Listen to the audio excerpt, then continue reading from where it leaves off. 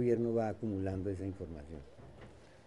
Ese le ha dado resultado a Uribe, eso no nos digamos mentiras, ha sido un programa eficaz. Eficaz porque además los campesinos están cada vez más pobres, cada vez más necesitados y cualquier ayuda la aceptan. ¿Cierto?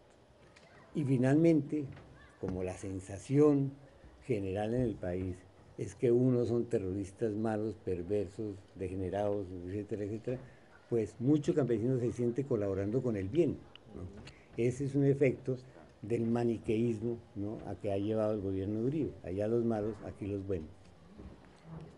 Pero hay otros programas. El programa de Familias en Acción. Familias en Acción ha sido una política inteligente, no se puede negar. Y es que a cada familia le dan cada 2 meses un chequecito para que pague la escuela de los niños, para que pague salud pública. De todas maneras, es una forma de privatización, porque en vez de que el gobierno tenga un puesto de salud, el puesto de salud, vamos a decir una cosa rápida, es privado y a la gente le dan dinero para que pague el puesto de salud.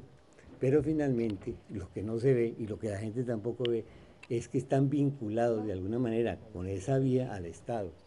Y no al Estado, al gobierno. Y no al gobierno solamente, sino están, digamos, están vinculados a una solidaridad obligada al gobierno.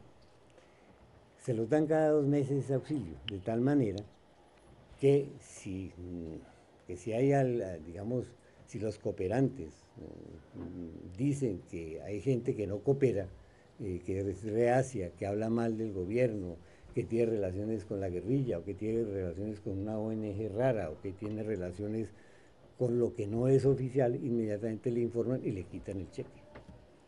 Eso sirve también para elecciones. Las elecciones de Uribe se han ganado mucho con esa fórmula clientelista, populista, que fue paradójicamente una de las banderas de Uribe para llegar al poder, contra el populismo, contra el clientelismo, contra la corrupción. Las ha utilizado de una manera muy astuta para ir, digamos, vinculando a la gente a su perspectiva, a sus políticas. Hay otras que se llaman guardabosques, que es más o menos lo mismo. Es decir, la gente siembra algunos árboles, ¿no es cierto?, a cambio de un auxilio, pero sobre todo de una solidaridad política con el gobierno. Entonces ustedes, esas sí son combinaciones de todas las formas de lucha, ¿no es cierto?, que tanto le critican a la izquierda o por lo menos a las FARC y a las guerrillas. Es decir, por un lado están los paramilitares vivos, por el otro lado está el ejército actuante, rico, con el dominio total del cielo, es decir, la guerrilla no puede competir frente a eso, simplemente no tiene aviación ni va a tener aviación. Entonces, el cielo, digamos, el aire, es monopolio del ejército colombiano. Y con ese monopolio está toda la inteligencia satelital. Es decir, las tomas de pueblos se han acabado por dos razones, porque son inútiles. Yo creo que la guerrilla sabe muy bien que son inútiles. Es decir, la guerrilla toma un pueblo y ¿qué hace? Pues, nada, ¿no? Se tiene que ir, no puede resistir. Pero hoy día, 3/4 de hora después de la toma de un pueblo, está el bombardeo encima con una precisión milimétrica.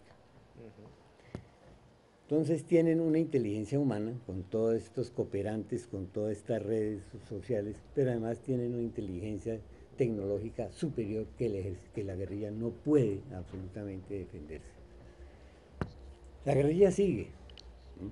Se ha retirado de las vías principales donde los señores tienen sus fincas, de las carreteras pavimentadas.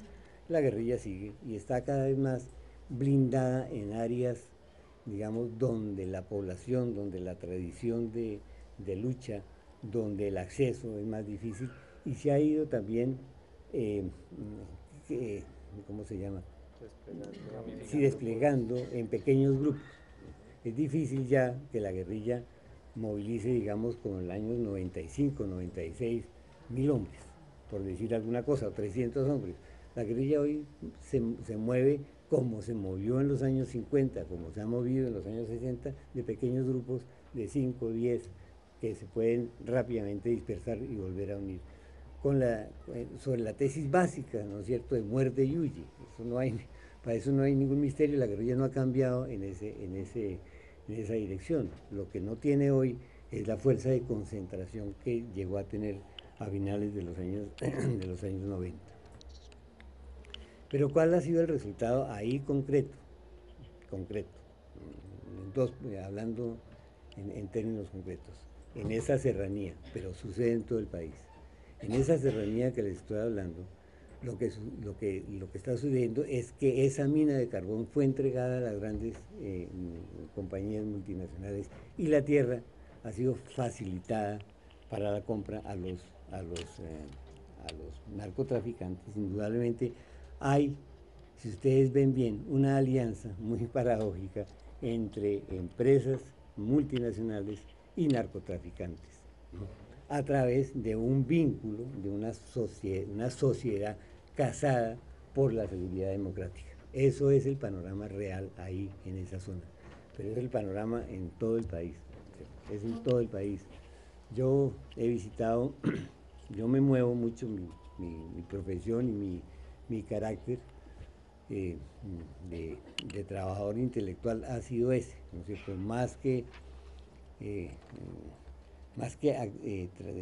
Trabajo periodístico, yo viajo, yo hablo con la gente, yo me muevo en ese mundo. Y el panorama no cambia si uno mira hacia el lado del oriente, al piedemonte llanero, es decir, a la cordillera, a la última cordillera que da contra los llanos orientales o contra con la Amazonía, es decir, en la parte que limita con Ecuador y que limita con Brasil. Lo mismo pasa en la que limita con Ecuador, con Venezuela. La guerrilla, como les digo, se ha ido concentrando en algunas áreas que le garantizan la seguridad, pero se ha ido también yendo hacia las fronteras. Yo estuve visitando, mirando con el apoyo del gobierno ecuatoriano la zona del bombardeo.